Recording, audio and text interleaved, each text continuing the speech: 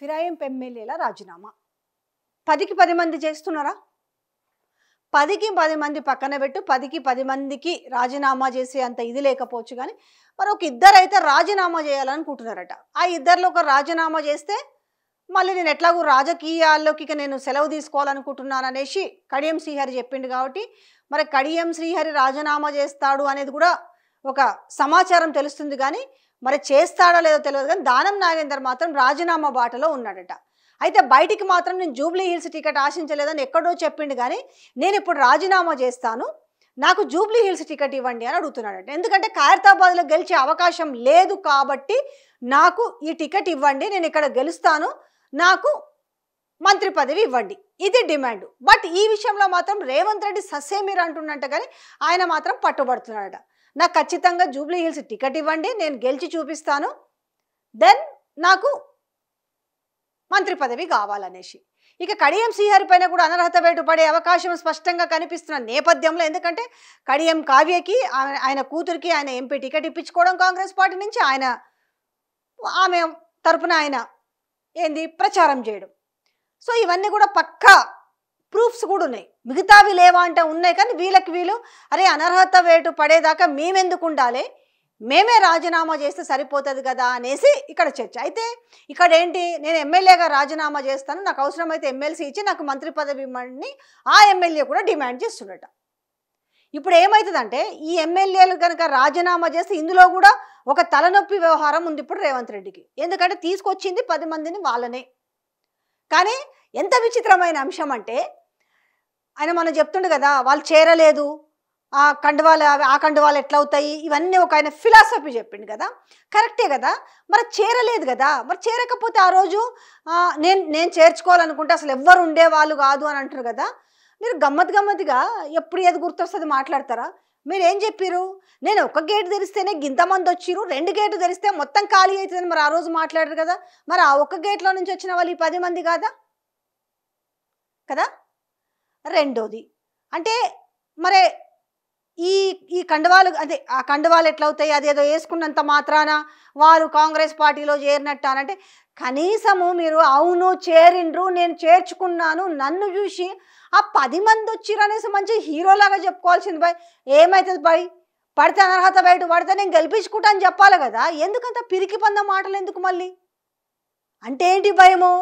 ఇప్పుడు నా మెడకు జూబ్లీ హిల్సే ఉందిరా నాయన, ఇది గెలుచుడే చాలా కష్టము, నేను ఏ సర్వే చేయించినా కూడా నాకు నెగిటివ్ వస్తుందిరా నాయన, ఇప్పుడు ఈ 10 మంది ఎమ్మెల్యేల విషయంలో నేను ఎక్కడ తలక ఎక్కించుకోవాలనేదా ఇప్పుడు బాధ. యాక్చువల్గా మీకు ఇది సూట్ కాలే అంటే వాళ్ళు బీఆర్ఎస్ నుంచి కాంగ్రెస్లో చేరలేదనే మాటని మీరు ఒప్పుకుంటున్నారంటే నిజంగా మీకు సూట్ అయిందా? మీరు చాలా డిఫరెంట్, అసలు రేవంత్ రెడ్డి అనే వ్యక్తి చరిత్రలో మిగిలిపోవాలని మీరు పదే మీరు యాదకు చేస్తుంటారు కదా. మరి మీకు సూట్ అయిందా ఈ మాట? అంటే ఒక మెట్టు దిగో లేకపోతే 10 మెట్లు దిగో ఎందుకంత తగ్గి మాట్లాడుతున్నారు? ఎదుర్కోలేరా? నిజంగా చెప్పాలంటే అసలు మీరు చెప్తున్న మాటలకి అసలు రేవంత్ రెడ్డి అనే వ్యక్తి చరిత్రలో నిలిచిపోవాలని అంటే ఆ 10 మంది ఎమ్మెల్యేతో రాజీనామా చేయించి, ఎందుకంటే ఆ రోజులో మీరు అన్నారు కదా, పార్టీ మార్ల వాళ్ళని రాళ్లతో కొట్టి చంపాలా, ఉరి తీయాలి, వాళ్ళ ఇంటి ముందర సావు డప్పు కొట్టాలి, ఇవన్నీ మాట్లాడినారు కదా. మరి ఇవాళ ఏమైంది అసలు? ఎస్, ఎవరైనా సరే ఎవరికైనా ఇది ఒక గుణపాఠం కావాలి. పార్టీ మారిన వాళ్ళకి కావచ్చు, పార్టీలో చేర్చుకున్న వాళ్ళకి కావచ్చు.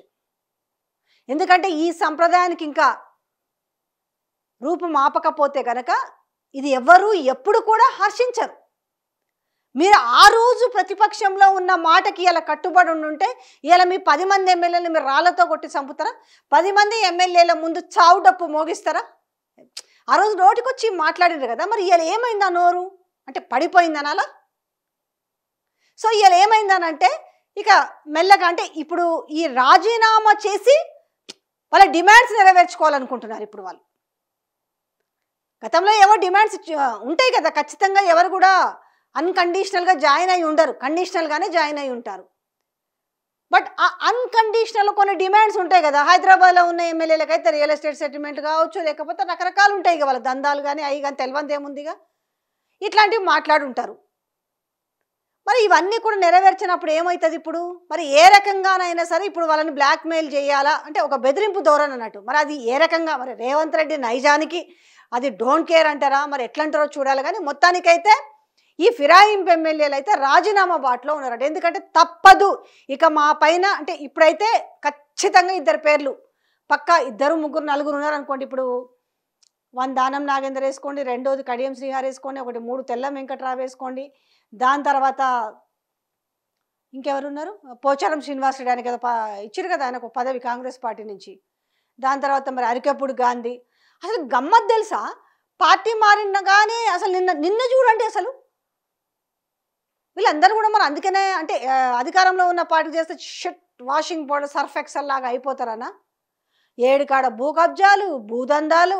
అరే నిన్న చూస్తే నాకు ఎంత బాధ అనిపించిందంటే, పేదోడు మాత్రం ఒక 60 సరే పోని ప్రభుత్వ భూమే 60 గజాల జాగల వాళ్ళు అక్కడ కూడా అది ఏది ఉంది ఏమంటారు క్వారీ, ఇది కంకరకు సంబంధించిన క్వారీ. అది అల్లనే పని చేస్తారు పాపం, అల్లనే చచ్చిపోయారు, అల్లనే బతుకుతున్నారు. అంత దుర్భరమైన జీవితం గడుపుతున్నారు వాళ్ళు. 60 గజాల జాగకు మాత్రం అబ్బా నేను కాపాడినాను రంగనాథ్ మస్తు మాట్లాడిండు కదా. ఎందుకంటే ఇలా ఫిరాయింపు ఎమ్మెల్యేల గురించి వచ్చినప్పుడు నేను ముక్క చెప్తున్నా. మళ్ళీ ఇదే తిరుపతి రెడ్డి అన్న రేవంత్ రెడ్డి అన్న తిరుపతి రెడ్డి వీళ్ళు ఏమన్నారు, అవి ఎన్ని ఇండ్లునే చెప్పు అంటే అవి బడాబాబుల ఇండ్లు కాబట్టి అది దుర్గం చెరువు ఎఫ్టీఎల్లో ఉన్న నీళ్ళల్లో కట్టుకున్నా సరే ఎబ్బే మనం కూల్సాం, మనకంత దమ్ము లేదు. దానికి ఏదో చెప్తాం రీజన్స్. ఫాతిమా కాలేజీ చెరువు మొత్తం పూడ్చి కట్టినా కూడా మనకు దాని దమ్ము టచ్ చేసే దమ్ము లేదు. ఇవాళ అరికప్పుడు గాంధీ లాంటి వాళ్ళు ఆడ 11 ఎకరాల భూమిని కబ్జా చేస్తే దానికి ఏముండవు. కానీ 5 ఎకరాల భూమి మొత్తం అందరు కలిసి అరే వాళ్ళది ఏముంది భయ్, వాళ్ళేమైనా పెద్ద పెద్ద ఫ్లోర్లు లేపిండ్రా, ఏమైనా చెరువులు కబ్జాలు చేసే వాళ్ళు ఏమైనా ఇల్లులు కట్టుకున్నారా, లేకపోతే పెద్ద పెద్ద హై రైజులు భవనాలు లేపిర్రా? దీని మీద ఏముండదు. కానీ పేదోళ్ళు గింత గూడు కట్టుకుంటే మాత్రం ఓర్చుకోలేరు. ఇలా చిత్తశుద్ధి ఎక్కడ చూపిస్తారయ్యా అంటే ఇగో అక్కడ చూపిస్తారు. సో ఇట్లాంటి నేపథ్యంలో ఇంక ఏమనుకున్నారో 10 మంది వచ్చేసి దాంట్లో దూరిండ్రు.